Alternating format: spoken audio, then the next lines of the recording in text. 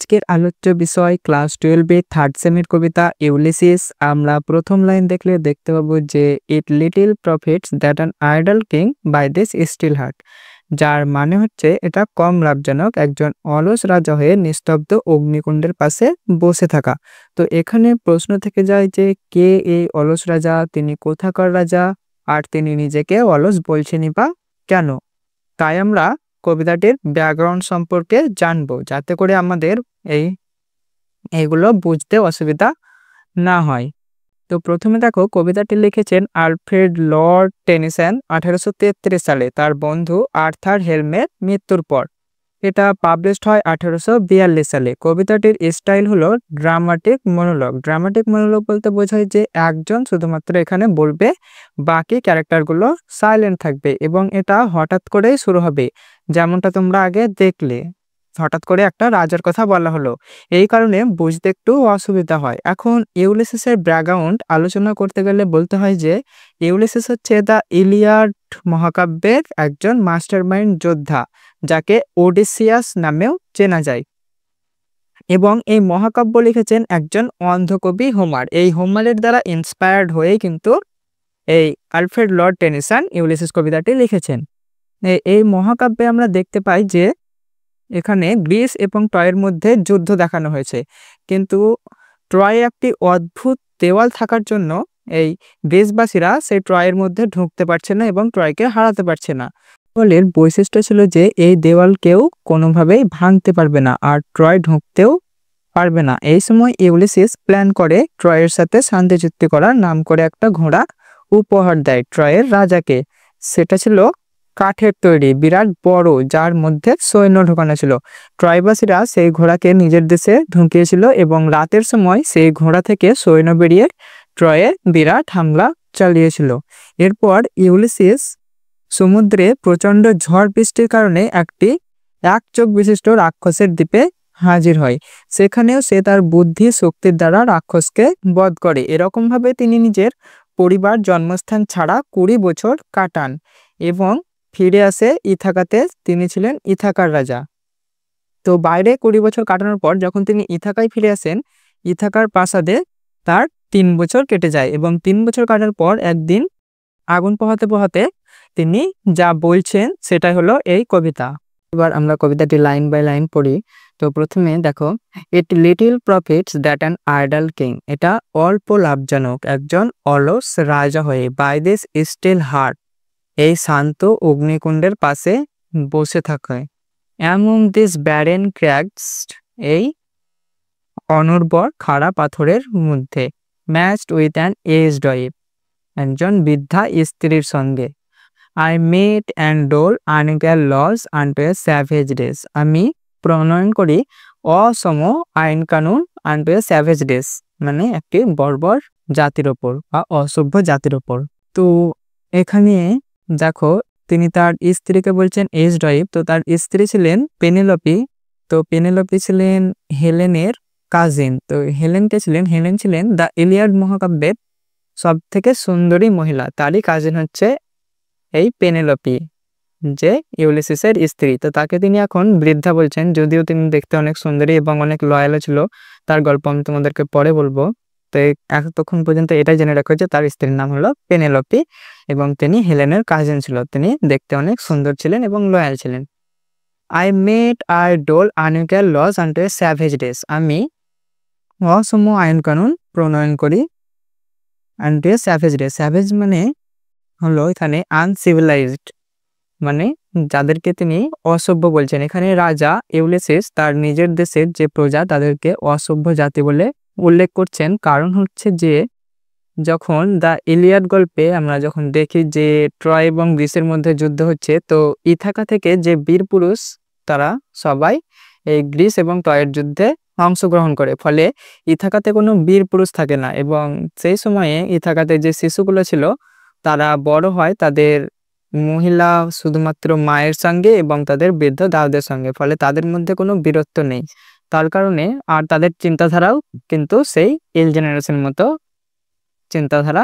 ফলে রাজা তাদেরকে দেখতে পারে না। আর একটা কারণ আছে যে তারা রাজার যে বীরত্ব সেটাকে তারা প্রশংসা করতে পারে না। তারা রাজাকে রাজা হিসেবে চেনে, কারণ রাজার কাছে অনেক সোনা আছে এবং রাজা অনেক বড়লোক, এই হিসেবে তারা রাজাকে চেনে। কিন্তু রাজা সেটা চান না। রাজা চান যে সে যে পাস্টে যে মহৎ মহৎ কাজ করেছেন, যে বীরত্বের পরিচয় দিয়েছেন, তার জন্য তার প্রজারা তাকে প্রশংসা করো। কিন্তু তার প্রজারা সেটা করেন না। ফলে রাজা তার নিজের প্রজাকে স্যাভেজ রেস বলে উল্লেখ করছেন। That hold and sleep and feed and now know not me. তো দেখো পরের লাইনে বলছে যে এরা শুধুমাত্র মজুদ করে এবং ঘুমায় এবং খায় এবং এরা আমাকে চেনে না। এখানে চেনে না বলতে গেলে রাজাকে তো সবাই চিনবে, কিন্তু রাজা সেই চেনার কথা বলছে না। রাজা চাইছে যে সে পরিচিত হোক তার প্রজাদের কাছে তার বীরত্বের জন্য। I can not rest from travel, আমি ভ্রমণ থেকে বিশ্রাম নিতে পারি না। I will drink life to the less, আমি আমার জীবনকে শেষ পর্যন্ত অনুভব করব। All Times I have enjoyed greatly, সর্বদাই আমি আমার জীবনকে দারুণ উপভোগ করেছি, মহৎভাবে উপভোগ করেছি। হ্যাভ সাফার্ড গ্রেটলি, এবং মহৎভাবেও সহ্যও করেছি বা অনেক বিপদের মুখেও পড়েছি, সেটাই বলতে চাইছেন এখানে। Both with those that loved me, তাদের সঙ্গে যারা আমাকে ভালোবেসেছিল। অ্যান্ড অ্যালোন, এবং একাইও।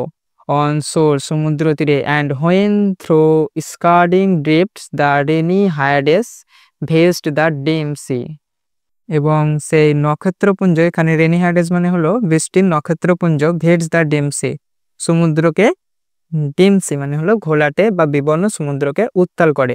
এই রেনি হায়াডেস হলো নক্ষত্রপুঞ্জ বা তারা সপ্তর্ষি মণ্ডলের মতো।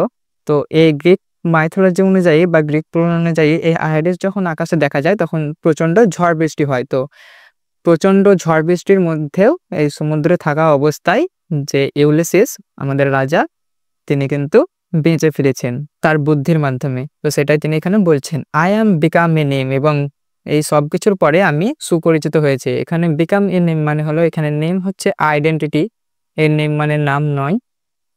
কোনো একটি মহৎ কাজ করার মাধ্যমে যখন তুমি পরিচিত হবে সবার কাছে, তখন যে আইডেন্টিটি হবে সেটাকেই এখানে নেম হিসেবে বলা হচ্ছে।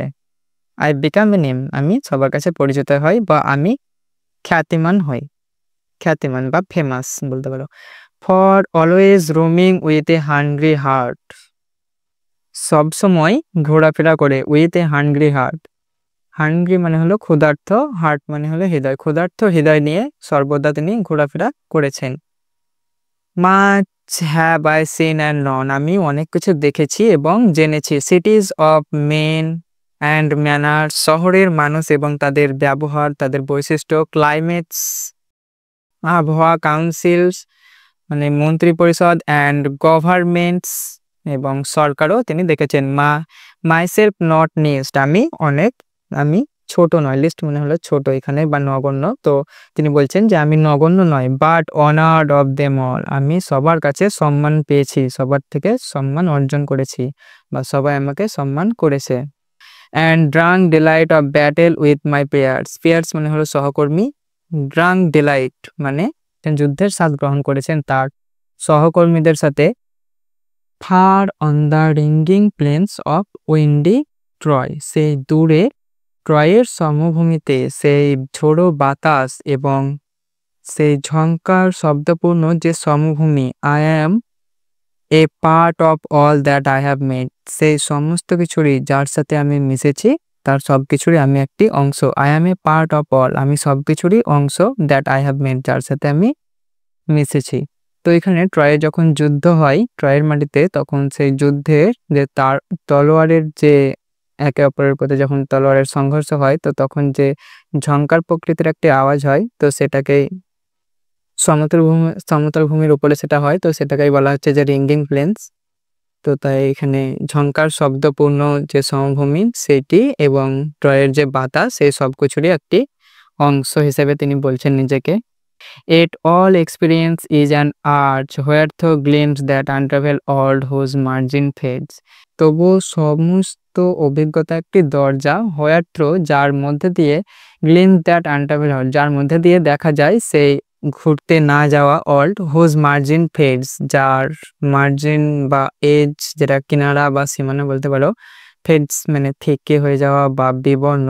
তো যার মার্জিন বা যার সীমানা কি হয়ে আসছে, বিবর্ণ হয়ে আসছে বা ফিকে হয়ে আসছে। For ever and for ever হয় না, চিরকালের জন্য এবং চিরকালের জন্য যখনই আমি অগ্রসর হচ্ছি। আই মুভ মানে হলো অগ্রসর হওয়া বা নড়াচড়া করা।